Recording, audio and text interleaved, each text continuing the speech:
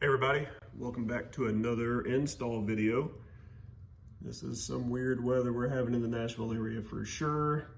They claimed 2 to 3 inches and it was a dusting, so whatever. So today, let's get on with it. Today, we are in the garage and the car is filthy as always. I've not had a time or a chance for the weather to cooperate in order to wash it, but it's a good one today. Finally, we're finishing up the Maxton Design kit. I was able to get the rear spoiler from a person on the Audizine forums called H22 Fastback. I cannot thank him enough for this. He was originally saying that he would not ship it, but spoke with him, super cool guy, ended up texting multiple times. He gave me his Instagram name and I looked it up, but I could not find it actually on Instagram. So unfortunately I can't put a shout to him in his IG account, but today we're going to be putting this on. So this was already installed on his SQ5. So when I got it, there was adhesive already on the bottom of it. So when we flip it, where you see this 3M tape, I had to go through and remove the stuff that was on there just to lay this down. Now, I did do a separate video on how to remove 3M double-sided tape from spoilers, and I used 3 different methods, and I thought it was pretty interesting results, but I was able to work with a little bit more. I used a hairdryer to put some heat on it after using like Goof Off and WD-40 and a few other methods just to see which one worked the best on removing double-sided tape. So I'll leave that video link in the description. But last night I went ahead and put on this 3M tape. Did it inside since it's really cold here in Nashville right now. And so I would heat up sections and I would lay it down and heat it up, lay it down. I'm all about a good bond. And then once I got it all laid down, I would heat up this section and have a little roller that I've used in other videos where I just went through and rolled the tape, kind of pressing it harder into the surface.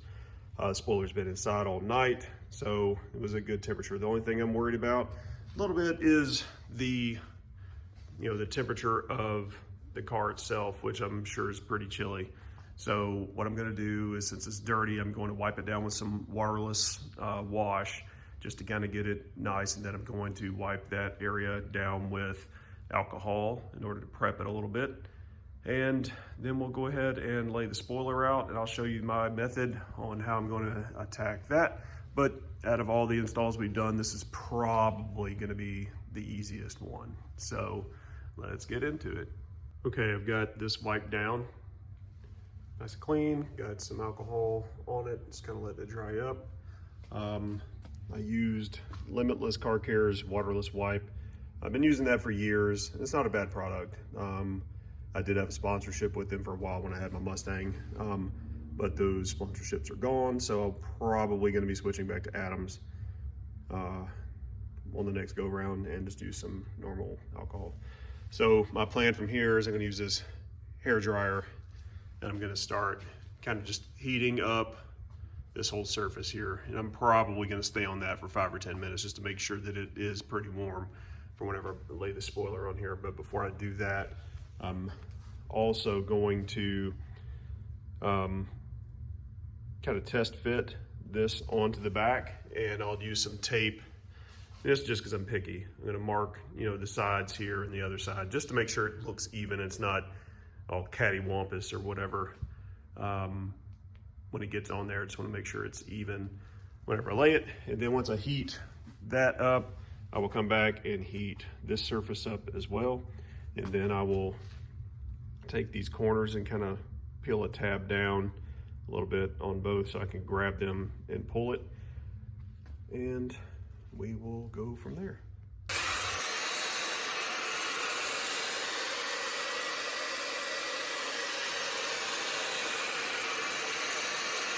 All right, I've been warming the spot up for a little bit. Went ahead and peeled back these tabs. Just use some tape to secure them out of the way.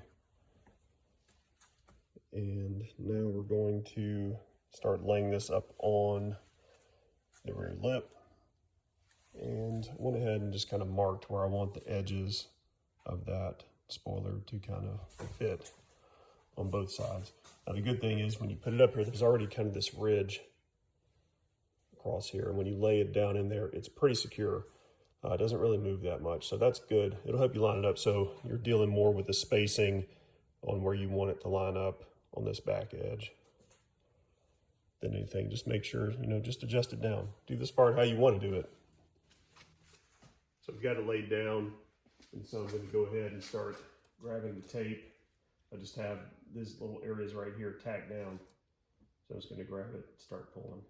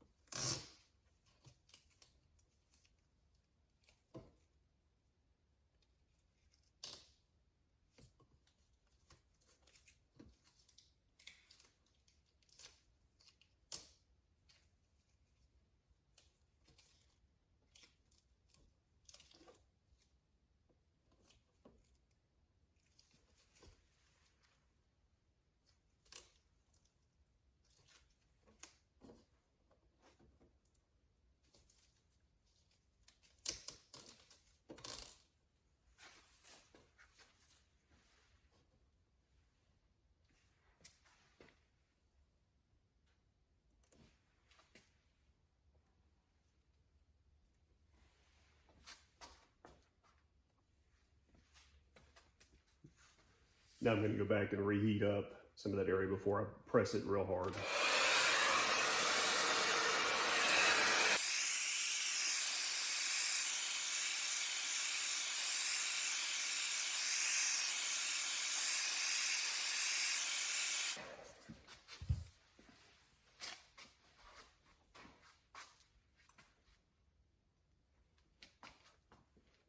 Try to put as much pressure as you can on this for a long amount of time.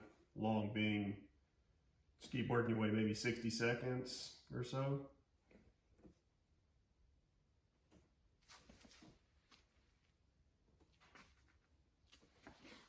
Also try to get on there and kind of wiggle it just a little bit. No idea why, just something I've always done.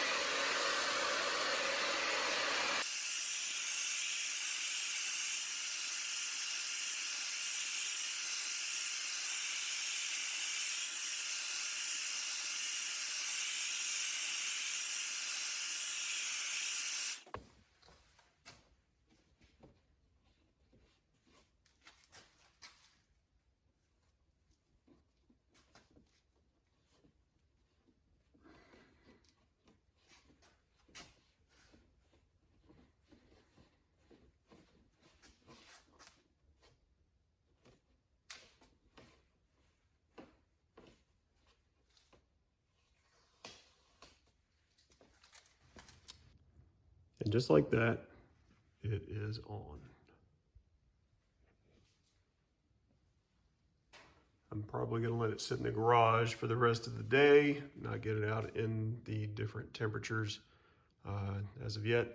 But I do think that it kind of finishes off the rest of the look. So I'll probably do another video showing all the Maxton parts together so that everybody can get an idea, but this is the easiest install of any of them.